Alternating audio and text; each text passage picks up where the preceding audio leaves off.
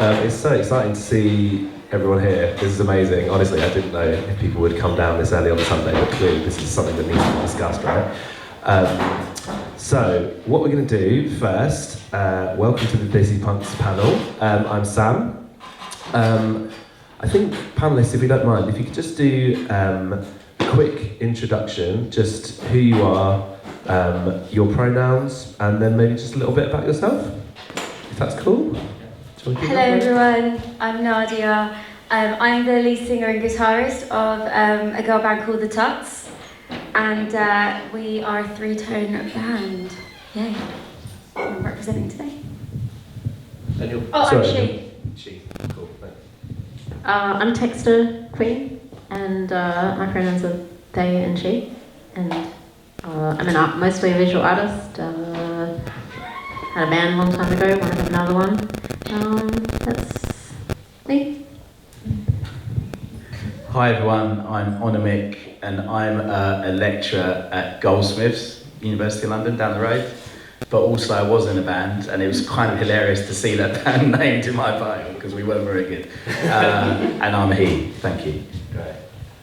So I thought before we kick off with the questions, I'd like to do a little icebreaker exercise, if people don't mind. I know it's a bit cringe, but just to like get the vibe going. So for all my Desis in the room, don't worry if you're not Desi, like you're very welcome here. But what I would really like, if you're comfortable with it and if you know it, is to either with your neighbour or stand up and find someone you don't know and greet them in your heritage mother tongue language. If you know it, no pressure if you don't know All it. the coconuts in the room. Right, I'm saying, yeah, go for it. Isn't that the opposite of an icebreaker? Yeah. Sorry. We've broken the ice. I think we should do it. I think we should give it a try. Go on.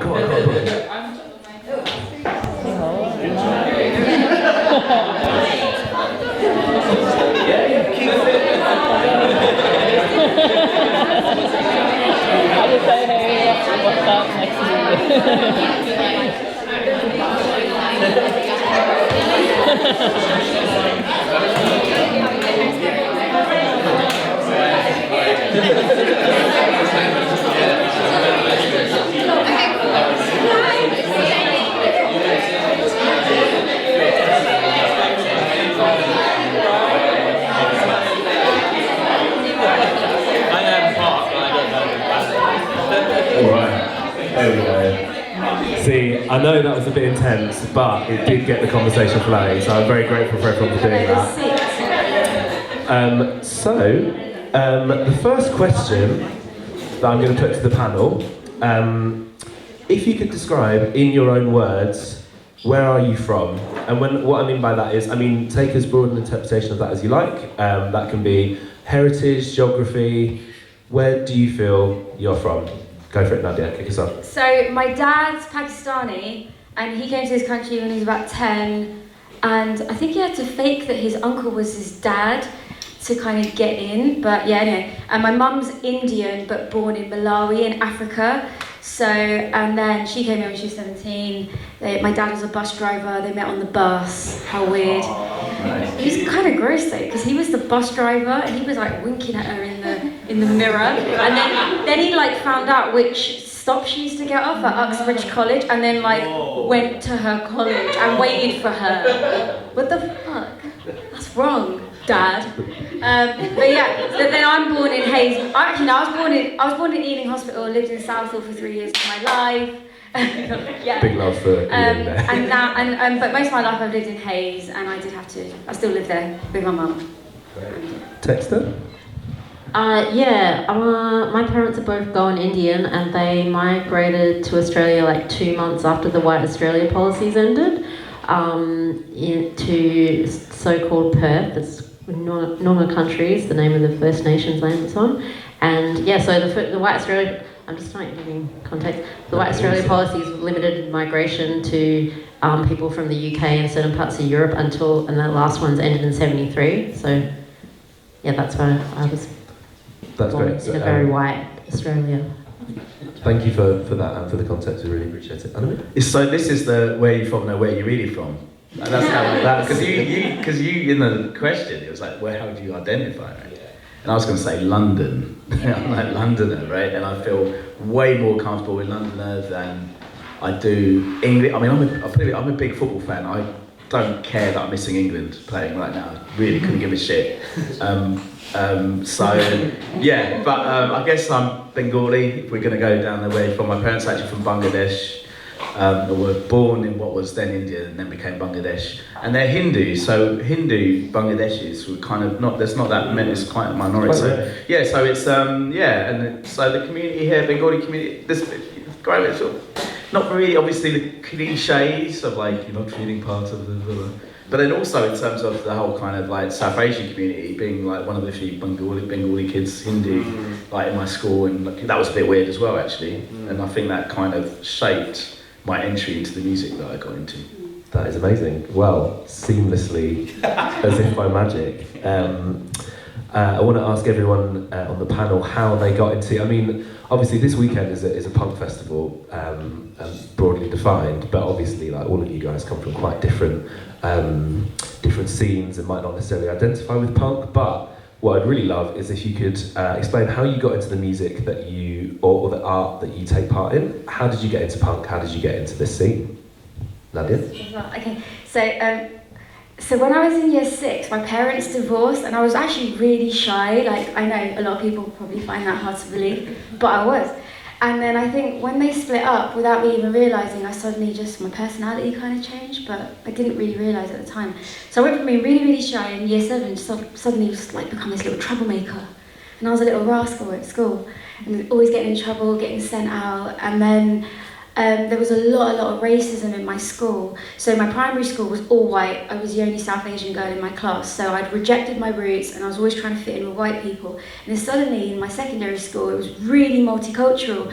And I was so used to just being around white people that suddenly when I was hanging around with South Asian girls, I didn't fit in with them and they'd take the piss out of me because my pronunciation of words were like wrong. And I had this mumbled up language because my dad's like Punjabi speaking, but my mum spoke like Hindi, Urdu, and like Chichewa, which is an African language, and it was just all mixed up. And so there's a lot of bullying, and even the girls I was hanging around with turned on me. And then the only person that really stuck with me was Beverly, the drummer of my band, the Tuts. And so we just found this love of music because poetry was all I had to like express myself, but I didn't have the talent to actually like play an instrument. So I started writing loads of poetry about how I felt, and then for my 15th birthday I asked for a guitar, and I was really getting into bands like Feeder, Good Charlotte, Busted, and I was like, I love the Libertines, and I was like becoming obsessed with Pete Doherty, and we went to this Love Music, Hate Racism gig, and I like fainted at the front. It was just and then Mick Jones from The Clash came on stage, and we just felt like so high, and I got home, my mum was so pissed off with me, my bra was like soaked to the bone with sweat, and I didn't give a fuck. It's so good. And then we just started this band, this friendship, and then it just went on from there. And then we like did loads of fucking cool shit, like tour with Kate Nash, played Glastonbury, and so amazing. But we're still unsigned, obviously. Amazing, thank you, Texta. What was the question again? How did you get into? How did you get into? How did you get into doing what you're doing? Basically, what's your sort of origin story? Yeah, I mean, like what I was saying. Yeah, I mean, I grew up. I was related to the only other 2 people in my primary school who weren't white. Yeah. And yeah, just like grew up with that really big pressure to assimilate. My mum never taught me. My parents never taught me like the other languages they knew, and I don't know, and just grew up in really white Australia, and like didn't try to. Like how I got into art was like trying to mediate that experience really, and try to like being a spectator to all that. And I did a lot of portraits of the people that are around me, and I've been making art for like 20 years, and it's only been in the last 8 that you've seen like more than like 1 out of 50 brown bodies in my work. And I don't know, it's just a way to mediate, and I don't know. No, yeah, I love that. Thank you. That's great. Because we'll come to just to. Later on in the questions, there's more sort of things about that feeling of isolation, uniqueness, and how that's influenced you. So yeah, we'll just explore that more later. Anamik, how did you get into it? So I had an older sister. So I grew up in northeast London, in a really multiracial area actually, like very Jewish, very brown, very white, and like my sister was into like classic rock and stuff, so I just kind of started. She's like 3.5 years older than me, so I started listening to that kind of music, and then but then like as I kind of hit my teens, kind of started rejecting kind of, I got a very strong sense of this is commercial culture and I don't like it, you know what I mean? Like kids listen to pop music and, you know, watching rubbish film, you know, so I got a real kind of sense of actually mainstream is not for me at all. And then I guess because of that lineage of kind of listening to guitar-based music, I got really into indie. But interestingly, American indie, because like the UK indie, like Stone Roses and Smiths and all that kind of stuff was just too white. It was like these white people might be a bit racist actually. So I don't want to. So I listened, which is kind of bizarre. So I'd get into. I was into bands and like this is in the mid-90s. I was into Pavement and Sonic Youth and the Pieces and all that.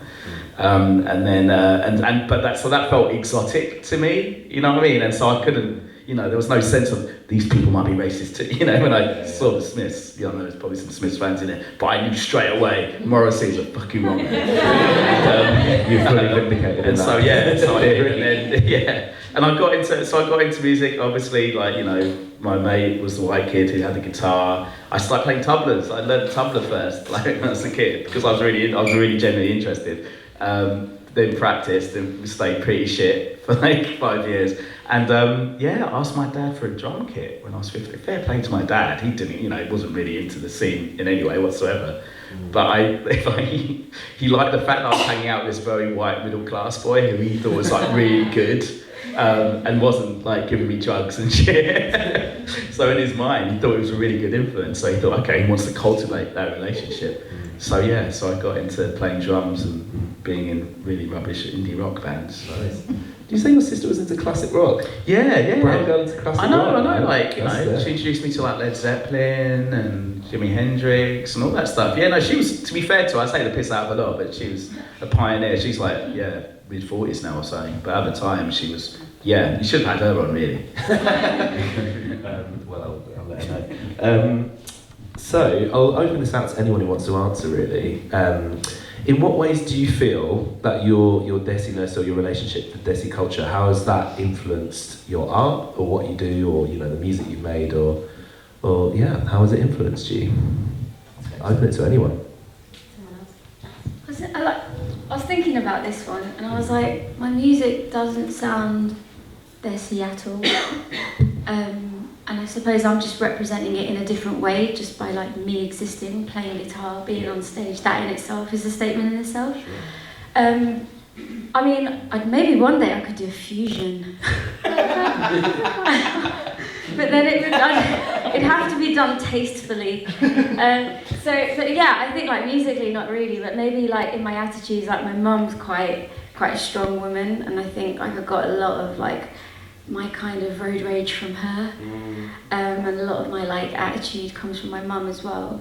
But like aesthetically, I do like to wear. Sometimes I like to wear like Indian clothing on stage, like because there's like Indie Tracks Festival, which is like a really heavy white festival, and like Sandy, we like got a lot of abuse, and like there was a lot of like undercover racism going on. And when we played that festival, we headlined actually last year we headlined and we wore wedding dresses, but then a couple of years before that I was like, you know, fuck this, I'm coming on in Indian clothing. And I was like, yeah! And it was really cool actually, because I just wanted to be really like in people's faces about it. So I suppose in that sense, like a bit more aesthetically, perhaps. Anamik, I mean, only because I can relate to that a lot, and I think for the first like, you know, school gig, I wore like Punjabi suit. I never wear a Punjabi suit anyway, even like when I go to a wedding or whatever. Yeah. But I put it on anyway. But I've because I play the tabla, I have experimented a bit with like kind of bringing that in. Yeah, because like Indian classical music, like drone kind of sound lends itself really nicely to the kind of like kraut rocky type of stuff I'm interested in. So I've kind of my solo project. We could do like a part 2 of Missy Elliott, Get Your Freak On. Is that beginning with it? Oh yeah. No, exactly. Really, exactly. But so I have dabbled in a bit of fusion, but just because I don't play tabla very well, so didn't sound very good. But for me, like that scene, I'm talking about punk and indie rock. it was, yeah, I mean, it's, you know, punk is kind of inherently rebellious, isn't it? It has that revolutionary streak, I like to think it has. Like the thing that it has, and that, yeah, that really appealed to me. But then also it totally weirded me out how I was the only brown kid at these shows, and I found that I'd never experienced explicit racism, but it was, you know, you just felt weird, and you know, I was always very ambivalent. I loved the bands, I loved, you know, my friends and going and having that, showing that experience, but otherwise and to be honest with you, it's forged my entire life. It's like shaped my adult life in terms of like professionally, like in terms of, it was when I went to university and realised I could actually, you know, kind of came across cultural studies and stuff and realised I can actually explore these issues of diaspora and cultural production, and which is where I am now actually. So I'm really grateful for that moment, but it was weird. Probably I think like a lot of the time as well, we spent rejecting our brownness growing up because it wasn't cool, and now being marginalised is suddenly positive. So it's like, before I didn't really watch Bollywood films because it was like, oh gross, Bollywood, no, that's not cool, like, oh no, and now it's like cool, and now I'm like, fuck, I don't know anything. So it's like, I need to kind of, and I'm like, help someone make a playlist. How to be Desi. Yeah. Yeah, I mean, for me too, it's like I didn't really like even try to engage with that part of my identity in my work until maybe like 8 years ago, and then it was like, what does it mean? Like, oh, I'm gonna make a picture about being Goan Indian, and like, and like literally like, you know, like I do the train of thought things, is like type things into the internet and being like, oh yeah, what comes up? Oh, all these tropical images that are taken from this like tourist sort of lens and stuff, and then it's like, I don't know that means it to me, and like trying to yeah, it's always just like this thing of like, how am I exotifying my own culture having been so pressured to assimilate? And it's like these things that like I feel really like some kind of resonating sense with, but I'm like, am I exotifying something that I don't know in doing that? I don't know. That is a very interesting question. This actually isn't, pivoting on from that, it's not on the list. Sorry guys, I've not had time to prep, but I don't know, that feeling, why do you think it is that, because I share that feeling as well with you guys of coming back to my culture at an older age.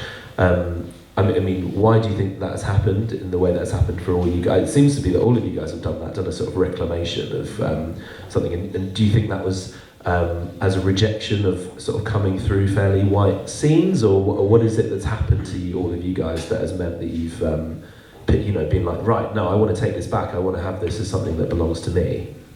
Was that just that? I mean, for me it was like, I just had a like meltdown from like being oversaturated in whiteness and like being told that I was like just all the little microaggressions of like having that real sense that things weren't right and being told that they were, and just like going, full on the other way. Yeah, absolutely.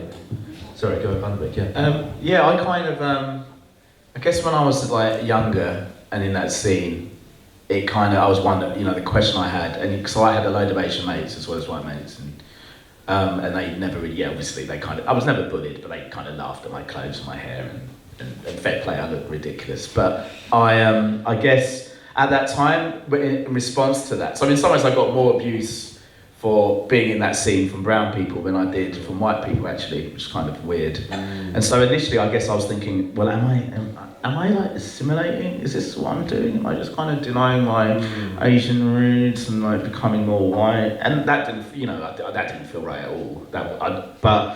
And actually kind of seeing, you know, I think Cornershop actually for the first time, you know, that like really just blew my mind. That was like a life change forever moment for me.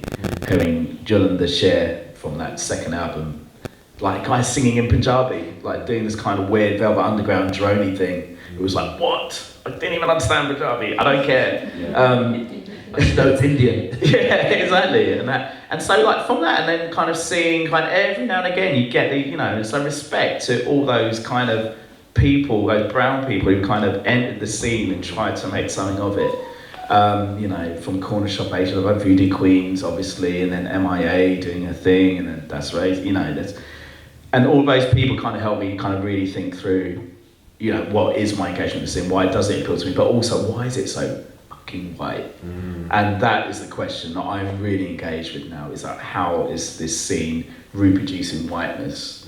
Why do so many people feel excluded from it? I was saying to Sam just before, like, I know plenty of brown people who are into kind of, you know, alternative genres of rock, but I don't see them at gigs. I don't see them participating in festivals or forming bands. But I know they're into the music. But there's something about the scene that is, which we can maybe explore. Well, yeah, I would love to actually, if you don't mind. I mean, all of you. Before we go pivot to that, Nadia, did you want to share anything on that last question? Yeah, just branching off what you said, the scene is really white, and when we first started out the band, there was just all white boy bands, all white cis males, and then we came along, so there's 2 females of colour in the band, and yeah, at first it was like we addressed the sexism, we were like, oh, we're women, we're being treated differently, and then it was like, becoming more kind of aware of intersectional feminism and how our colour was all getting played into that, and our class as well, because we're working class. And there's this kind of like DIY punk scene which is quite saturated with white people, and I feel like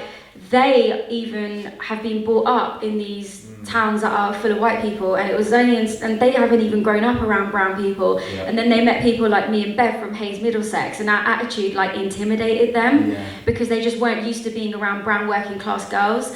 So that was just kind of weird in itself. And then we just sort of felt like we always have to work 10 times as hard because we're brown and we're women. And even in interviews, we always get asked like the same questions, oh, what does it feel like to be a woman in the music industry? But no one ever delves into like, oh, you lot are like, there's two of you are brown. How does that feel like? Have you ever experienced racism? Like, we always have to twist it. So, and as well, I think we just kind of got bored of waiting for people to give us press and give us coverage and give us a platform. So we just had to shout about it ourselves off our own platform. And now I really do feel like there's a South Asian movement going on. There's so many like more magazines like Burnt Roti, there's Cut the Bakwas, which is like an event, there's Golden Tongue. So many things are going on because people are, like brown people are bored of waiting for white people in journalism to give them a spot. They're like, I'm going to create my own space. Can I just add That's amazing. Before build on that, there was one of the really exciting moments, and I was a little bit old, too young for this when it happened. But you know when the Riot Girls scene happened? Like in the UK, you had bands like Huggy Bear, Cornershop got co-opted into that scene. They had no women in the band, but there was a common sense of black people and women, and can relate to their marginalisation within the scene, which was really a really important moment. Yeah, so sorry, one more thing. You know, you mentioned how like you do know brown people that love going to like that love like punk rock alternative music, but they don't go out to the shows. It's because they don't feel welcome. They don't feel like it's a safe space. They feel like white people are just occupying it. Because even at school, people were secretly listening to Linkin Park and everything on their, you know, when you had an iPod, right? When you had an iPod, everyone was listening to it secretly, but they weren't coming out to the gigs because they were shook. Because if you don't see representation on stage, and you're not going to feel like you belong there. It's also not. Sorry. Go ahead. It's not even for me heaps of the time. Like I've been to so many punk shows and it's not even about just not that there's only not the representation, but sometimes it'd be like, oh, I'm so into something about this energy, but also this like white masculinity is like amplifying patriarchy and white supremacy to me in a way that I didn't even realize it was until I saw like brown and black people making that music and it being like actually like healing in the same frequencies when it wasn't amplifying. Like to just be like, oh, it was just, I don't know. How much of this do you think is active? Sort of, people literally not wanting to welcome us, and how much do you think is passive? Just sort of inheriting the structures that exist in society. Sorry, I don't know if that's a particularly clear question. How much do you think is people directly trying to keep us out, and how much of it is people not welcoming us? How much? How do you think that dynamic works? I'll let whoever wants to answer. Are you ready to go on? Yeah, go for it.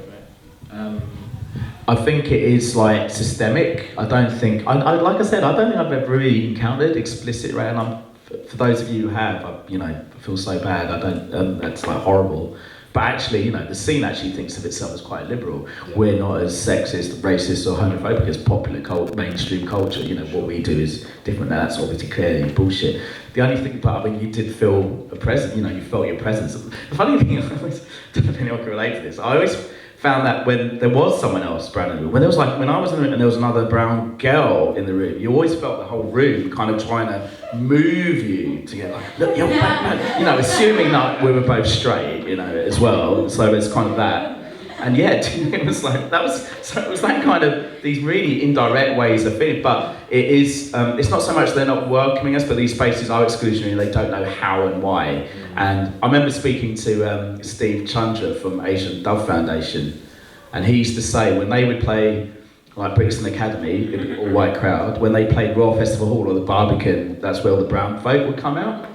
So there's something about space that is kind of really exclusionary. A lot of those kind of indie punk venues as well, they've been around for, you know, since that punk movement, which was very white and was explicitly racist, and these places were unwelcoming. The drinking culture was alien to a lot of brown kids as well, right?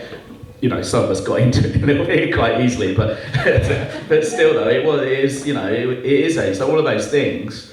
What would a progressive, inclusive space? I mean, I think this is a good start. But yeah, that's my. Anyone else want to share anything on that particular thing? You don't have to, don't worry. What is it about these spaces that exclude? Yeah, it was just a question about how much do you think it's like people actively don't want their space ruined by brown people, or how much they're just sort of, you know, like how much people are working to keep people out, or they're just letting it happen by not having it, you know, how much do you think it's just a blind spot that exists? I mean, I feel like in Australia it was often like they were just like happy to have me there as a token, really being more like welcoming for being yeah, so that was my experience. Great. With just in terms of tokenism, if there is like 1 or 2 slots for the girl band, right, I just feel like it creates this weird secret competition as well between the girl bands as well, because then it's like we're all like rushing for that one spot, and then as well it doesn't really promote brown people, because then we just get thrown into like the bucket of just being a girl band without being like, they don't really look at us as individuals and what we stand for. It's just like, you're a girl band, blah blah blah. And I think with the music scene and the punk scene, I think people are trying to make more of an effort with their like keyboard activism. And recently I just feel like a lot of people want to call like I don't want to speak the truth. Right, basically there's a lot of white people in the punk scene, right? And they go in on Facebook and they just talk like, I got done for this. I got called out the other day because I said white people chat shit, and it caused a bit of a... Is that a particularly controversial? But it was basically, it was about my friend who was going to go to a corporate event wearing a lenga, and I've worked for a corporation before, and I've worked around like white middle class people working for a corporation, and she was going to wear a lenga to this corporate event, and she said, oh, the white people are going to be commenting on my outfits, and then in regards to that I said white people chat shit. And but it did offend someone who was mixed race in the group chat, who's half white, half Indian, and she actually got quite offended by it. Quite a well-known singer actually. And when I found out I upset her, I was like in fucking tears. But then we all had a discussion about it, and it was like, well, she actually admitted that she doesn't, because she looks white, she doesn't actually experience racism apart from her name. So we had like a discussion about it, and we kind of smoothed over it all. But basically, I do feel like in the punk scene, it's still very much like, I don't know, white people that wear black skinny jeans with sporadic tattoos sticking together. And it's like, look, I think if you're just like, don't, like, it's nice that you show your keyboard activism, and they're jumping on the bandwagon if someone gets called out for racism, but it's like, but what have you done to help? Like, what have you done though? Like, what have you done? Like, buy my merch, buy my CDs, come to my gigs, and share my videos, like, show actual support, because it's really hard, and we are relying on people's help. I also wonder to what extent that, at least from my experience in my scene, there's, because I come from the sort of hardcore, sort of metal sort of end of things, and there's a sort of general acceptance of the idea that like, oh, no racism, don't, you're not racist, don't, you know, like, no racist welcome. But there's not really, and that's explicitly agreed, but there's not really any attempt to do any kind of self-examination of how you might be involved or a part of racism, or how you you know, because of the way that we've moralised racism in society as you know, bad people are racist and good people aren't racist, whereas there's obviously things that are much more complicated than that. I wonder if you guys feel there's an extent to which white people are not ready to do, or they're not, even though they might be great in intent of supporting anti-racism and anti-racist causes, how they're not necessarily willing to do that examination themselves. Do any of you feel that that's the case? And to what extent? Anyone who wants to chat about that? I mean, look, the punk scene is a wide space. It's a wide space. The spaces are wide. The sound is wide. Yeah. That's something to think about, actually. But as Texta says, there's something about it as well that has a kind of radical, revolutionary feel, incendiary, like some kind of affective, like, effect. Affective effect, stupid academic. But that actually is really engaging for people of colour, and actually within the scene allows us to do something quite radical within it. And so in terms of, it's not about, so like I said, one of the things the reason why I was such an open active participant in this is because I didn't encounter the racism. No, that's not necessarily true. It was when I left London, actually, I felt then people were like really like, what? You know, I was a drummer, I was at the back, no one really noticed me anyway. But appear out. Yeah, but it's like, oh shit, I reveal my sign this off. Pull up my nick up. I can see me from around us. But but I mean, it's like the problem of the way we talk about race and racism in this country is it's individualised, right? It's personalised. It's like it's your unconscious bias. We need to untrain that out of you. And it's not about how whiteness reproduces itself constantly. And it mutates to kind of, so on the one hand we can come in and make our radical gesture which fucks shit up for a moment, but then like the next day that has been commodified and co-opted and turned into something that is now acceptable. White culture loves nothing more than people of colour to adopt its norms, right? And one way we can challenge that is to stay away from it, like, you know, kind of reject it outright, or we can fuck with it. And I think that's really, and like, so not least the panelists here, I think that's exactly what they're doing, and I think that's what's really exciting. But it's not, we've got to stop thinking about individuals and calling out individuals. We need to call out the scene for what it is. Yeah. I love that. Yeah, definitely. I don't actually not aware. I've got like a couple more questions if you don't mind, but I'm sure we'll have time for. How long have we got, really? Yeah, we got until 4, right?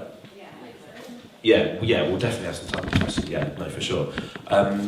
One thing that I'm really interested to explore with you guys is the way in which, and I'm sure a lot of people in the room feel the same way, how do you balance that? How do you balance your sort of punkness, your involvement in the scene, your sort of desire to like do more radical things, make noisy music and dress in ways that are different, with cultures that, you know, or at least definitely in my experience, and a lot of friends, like, how do you balance this with tradition and with very traditional cultures?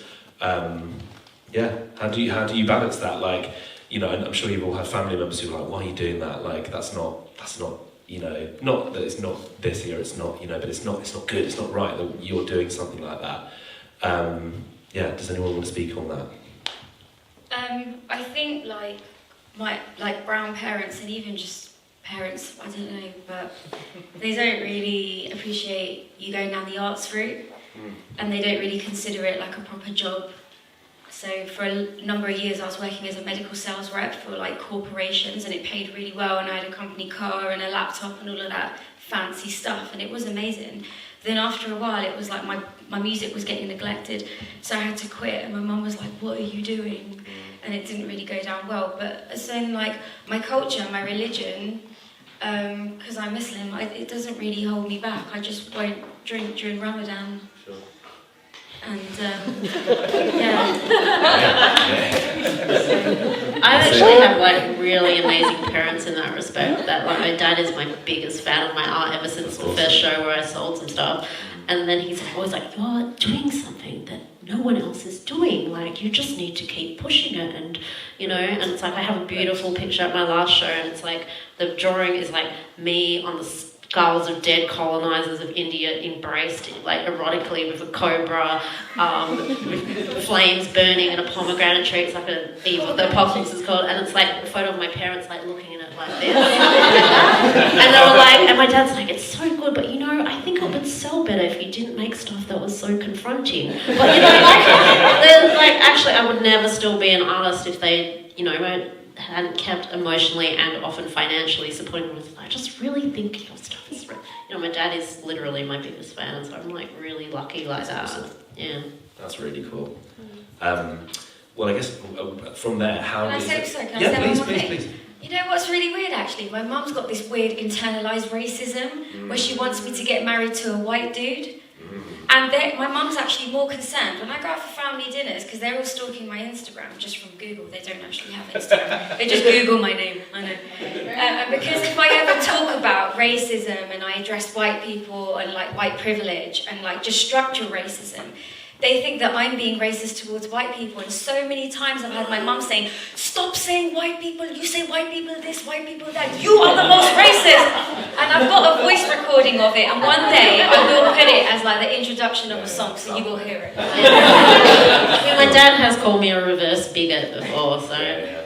I think, man, that dynamic is so interesting because I share that as well, like with my mum, with the way I used to chat about racism with my mum, and she used to get so panicked about it, and I wonder if that comes from like the older generation just trying to protect themselves and just trying to like, just be like, keep their heads down, like in the time of like NF throwing bricks through your window, like you don't want to be too... Yeah, my mum's like, you have to take shit from... Oh, she doesn't use the word shit, sorry. But like, you have to, you know, you have to take crap from people or you won't get anywhere. You need to start learning how to be able to take crap without saying things back. Sorry, go for it. Yeah, I mean, I guess like in the Asian culture, like community in this country, certainly, you know, you're taught not to rock the boat. Yeah. And man, I'm glad for all the brown people who've like rocked the boat, not least though like anti-racist in the 70s. When, you know, like my parents, like, you know, typically were they kind of keep your head down, you know, put up with the racist abuse in the workplace and on the street. But you're not, and so actually I quite appreciate your point, Nadia, when you talk about the creative industries in general. You know, because it's not even like there's an expectation of brown people to settle down and have a good career. It's actually very specific careers, right? And you know, even if you made a lot of money, like selling vodka, you know, that would be you wouldn't be like, you know, you could be like richest like kid from you know, in your community, but that would be. So I think it is about creativity and like not rocking the boat, and yeah. So that's yeah. I mean, I've got a PhD. My parents over the moon, man. Doctor, exactly. Not a real one, but yeah. Very cool. I was going to say as well, like, because my parents, I don't know about yours, but they came to this country with nothing, so they really did. £5 in my pocket. Exactly, they started from the bottom. So it's like they fucking saved their pennies, you know, whilst like all the white people out in the pubs drinking. They really did like save. They worked really, really hard. And I'm not saying that other people's parents didn't and white people's parents didn't, but my parents literally came to this country with nothing. They didn't have any inheritance from like their parents. Like when their parents died, they left them with like, you know, nothing but a headscarf. Like it was nothing. There was nothing to inherit. So with us now, with their children, they're really just like cautious. They want us to do well. They want us to be financially secure. They don't want us to take that risk. But it's like, it's okay. Just let me kind of be. And I am, like, obviously, I'm more privileged than what my parents were when they, you know, came to this country. So at least, thanks, Mum. Have you still got the car? You know, the company car, I had to give it back. But my mum got me insured on her 53 plate BMW. It's a 53 plate. Shout out, Mum. I know. A lot of what we're talking about, I think obviously I'm sure there are people who come from other sort of immigrant stock or whatever, or there's other diaspora experiences, and I think a lot of this stuff will be very familiar, but I think that, I don't know, because Desi's Asians, Indians are often seen as, often modelled as like good immigrants, right? We're very good at not, as you say, that thing of not rocking the boat, keeping our heads down. And I wonder if that economic thing, like so many of our families have that experience of coming to this country with nothing, you know, having a corner shop or whatever it is, and then it's like, if we make too much of a fuss, they will like chuck brick through through our windows, which is what happened to my mum and my grandparents. And so I wonder if that dynamic played out. I don't know. Do you mean like getting beats? Well, like just like it's really it's normalised for like like brown people to just be like, we all pretty much got beats. Yeah. It's true. We all got beats. The model minority myth took hold, but also the Asian kids as victims took hold as well, and I think that was equally as pathologising, even though it might have been the case, unfortunately, for a lot of us.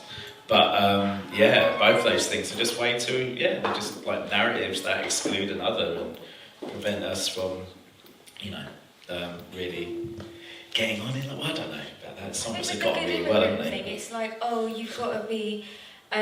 Like Nikesh Shukla's book, The Good Immigrant, if you guys read it. But even just like, basically it's saying like, as brown people, we have to really prove ourselves to be accepted, like, have to be like an athlete or like win the British Bake Off or something like that to be like, oh yeah, she's a good immigrant. Yeah, I think that's very true. I've got 2 more questions and I'll open it out to the audience. Are there like particular Desi things or Desi cultural references that have really, really influenced you and really been a big part of what you're doing? Go for it, Texta. Do you want to start? Sorry. I suppose I know what I was about to say. I was just thinking, I can't remember if it was that question or whatever, but I was just like really thinking on the questions that you sent about how, that being like the kid of an immigrant and like that, like, I don't know, the thriftiness and the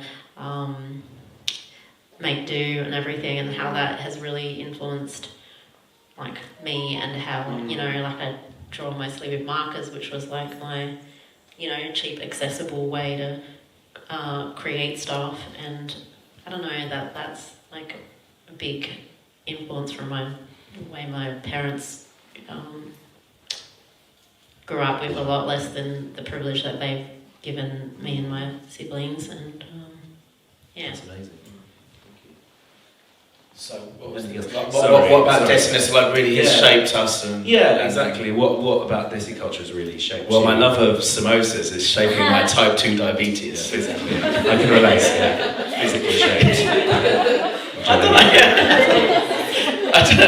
know about that. That's a really good question. I've got kids now as well, and like they're mixed race, and I'm just trying to think about what I can, pass. All of a sudden now I'm like kind of like really into my culture. I've been really been quite flippant about it. Actually, not, as you can see, not much changed really. I think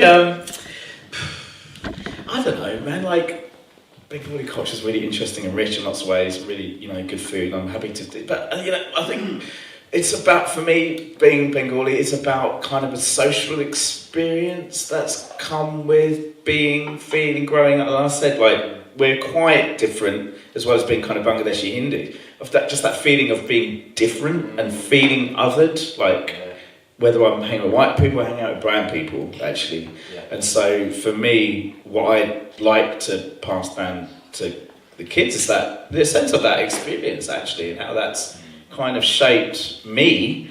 And that doesn't, like I said, I don't want to perpetuate that kind of call between two cultures. Oh, it's so hard, but not at all. Actually, it's been kind of awesome in lots of different ways, and it gives you a different outlook. Actually, I think that's what I'm getting at. That different outlook, living in a white world and having that outlook is something, and see it from a different angle is something to cherish, I think. Brilliant. Nadia, did you want to say? I think that it's just like more of a journey for me, from like loving the Spice Girls growing up, but there wasn't ever like the curry spice. Thank God. And I always had to be scary spice because I was brown, and I was like, okay, just accepted it because I knew there was no point arguing. And then just kind of being the representation that you never saw. Really. Brilliant. So it's more of a journey. Love that. Sorry, Tessa, did you want to say? Oh yeah, I mean, I think it's connected to this question, but I was just like, it's just what I was saying before about that, like, always trying to, like, process how I'm, like, othering or exotifying that culture. Where it's like, it gets kind of like, what's the word that you... like not airy fairy, but like just that I'm like, you know, I grew up really Catholic, and that definitely impacts how I relate to my spirituality, though I'm not Catholic. And it's like that connection that I try to feel with my heritage and ancestors does become like really like, how do I feel this in my body? Yeah, I'm going to pray to my ancestors, and it becomes not really, I don't know, it's not really like a detailed way that I can describe specific things that I'm taking. I get what you're saying, like, because this is something I feel very deeply, like an anxiety for authenticity, but like, I don't know what is authentic. I don't know really. Like, do you know what I mean? As a member of the diaspora, I'm mixed race obviously as well, so like, you know, that adds a whole other dynamic. Getting in touch with your culture, it's like, is that kind of the thing that you mean, sort of like, desire to honour the culture in an authentic way, but also some of those things are quite oppressive, or they're wrong, or they don't relate to you, or you can't relate to them. Is that, sorry, yeah, go on, Anamik, yeah. Yeah, like authenticity is used to police us, right? You know, and so like the grief that I certainly got from like the other brown kids was like, yeah, why, you know, you're not acting authentically. And I'm like, you're, you know, the music you listen to, I'm like, you're listening to R&B and hip hop. There's nothing authentically like Indian about that, right? And then, you know, fair play. I mean, I love that music too, but yeah, those kind of ground. Now, the minute we start looking for authenticity, I think you're kind of fucked actually.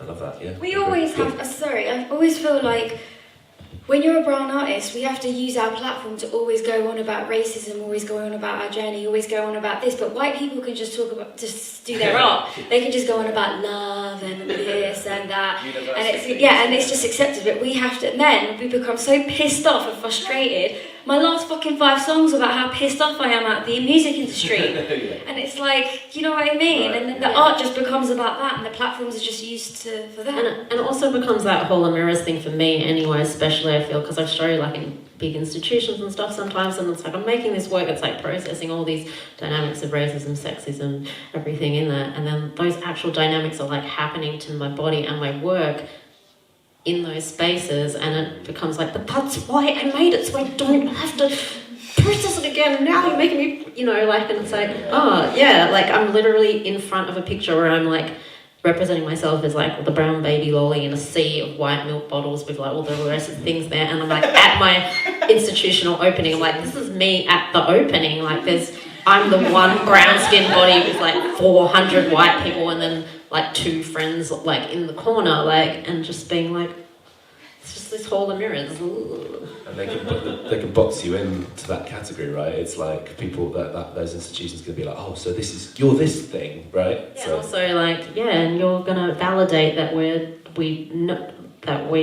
are like so readily open to like to having your representation in here for us, and yeah.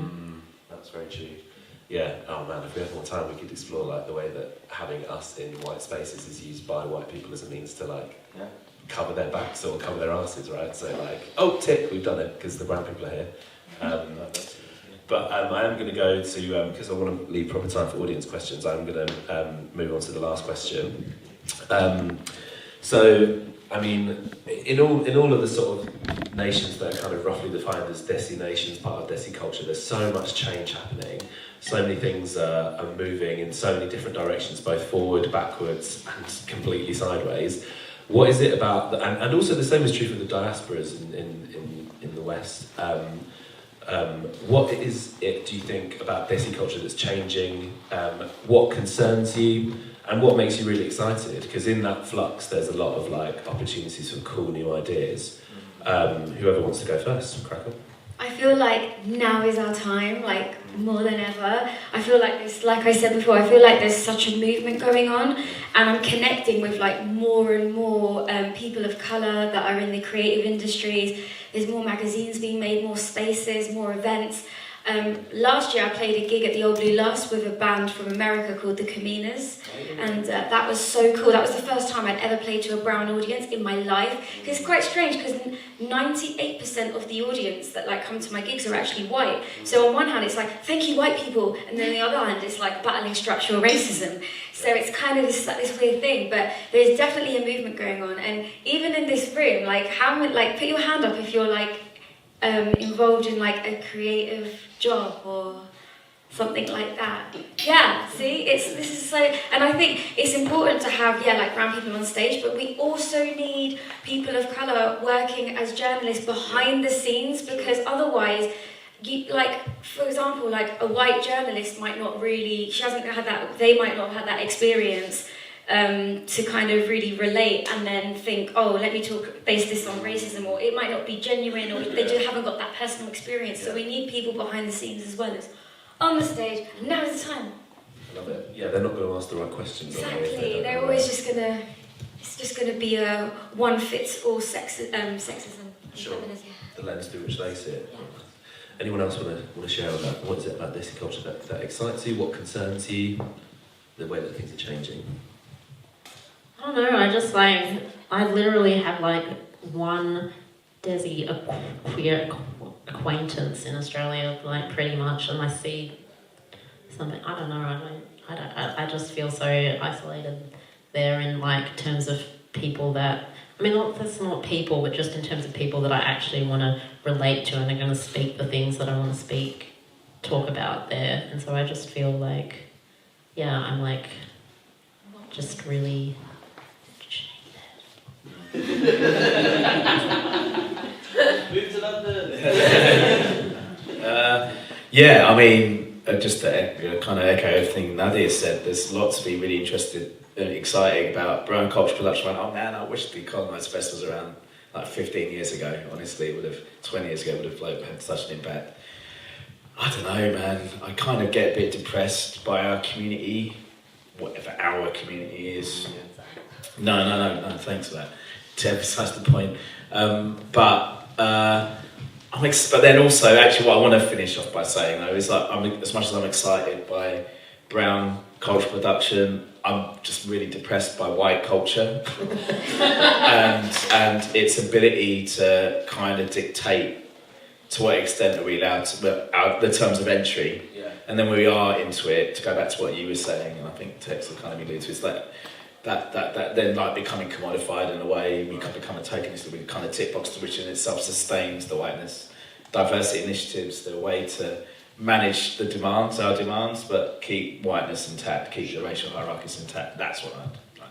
Yeah, Texter. Yeah, because I don't know, I see this in Australia anyway, that I just feel super frustrated. It's like, oh yeah, there's like more like, queer BIPOC, whatever the things are, brown like representation and stuff in like arts and things, but it's like so often it's like really the most palatable and like normative bodies and everything that is like getting like paid and picked up and popular, and even not paid, but like I just find that like super like it's just tick boxing and like maybe dropping some radical words in there, but like it's super.